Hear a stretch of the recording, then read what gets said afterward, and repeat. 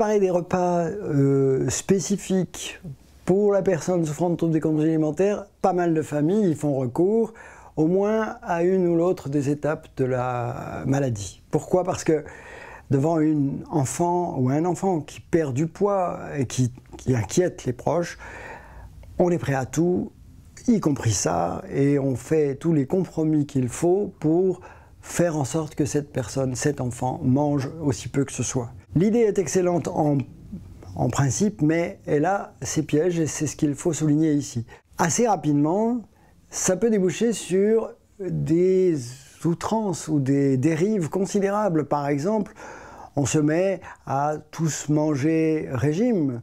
On chasse les graisses ou le sucre de tous les repas de tout le monde. Or, c'est pas du tout une bonne affaire pour les autres membres de la famille. Ça peut être aussi que petit à petit, elle obtienne par négociations successives d'avoir un repas spécial pour elle. Elle ne mange pas comme les autres membres de la famille, voire elle mange à part dans sa chambre pour éviter les conflits ou les regards des autres. Ces dérives sont fréquentes, on comprend leurs intentions, mais il faut être vigilant parce que la famille, les proches et la patiente elle-même où le patient doivent être conscients du fait que ça entretient quelque part le trouble. S'affronter à une alimentation normale, manger de façon conviviale, c'est-à-dire la même chose que les autres au même moment, dans une ambiance si possible détendue et agréable, c'est une des voies, une des pistes qu'on emploie pour reconquérir un rapport détendu, un rapport serein avec la nourriture. Ça ne peut pas s'obtenir d'emblée,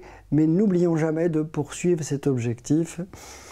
Il y a un mot-clé qu'il faut entendre ou connaître, c'est celui de ce qu'on appelle la codépendance des proches. C'est-à-dire que l'enfant est dépendant de sa maladie, c'est-à-dire qu'il le subit, il subit son trouble. Et petit à petit, par contagion, l'ensemble de la famille finit par vivre au rythme de la maladie et par obéir à ses injonctions, à ses obligations dues au trouble. Ça peut être un facteur d'entretien, il faut en avoir conscience et résister, ce qui veut dire ça ne veut pas dire entrer en bagarre contre les habitudes alimentaires de la patiente, elle ne peut pas faire mieux pour l'instant, mais pas non plus céder trop de terrain par rapport aux règles sociales, aux règles familiales, aux habitudes alimentaires des proches. Sur la question des régimes ou des particularités alimentaires ou des restrictions que les proches font, 2-3 petites choses doivent être connues.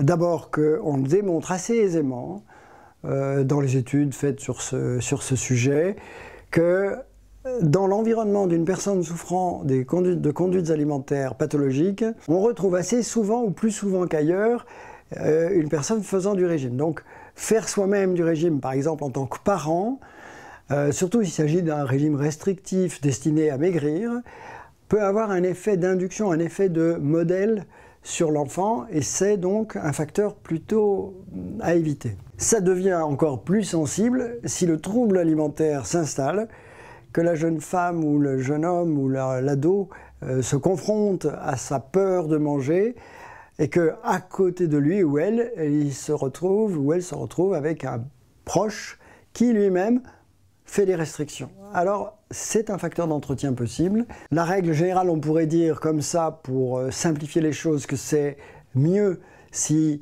l'ensemble des proches avec lesquels vit la personne malade et avec lesquels elle mange régulièrement s'alimentent de façon banale, rationnelle, sans régime, sans restriction.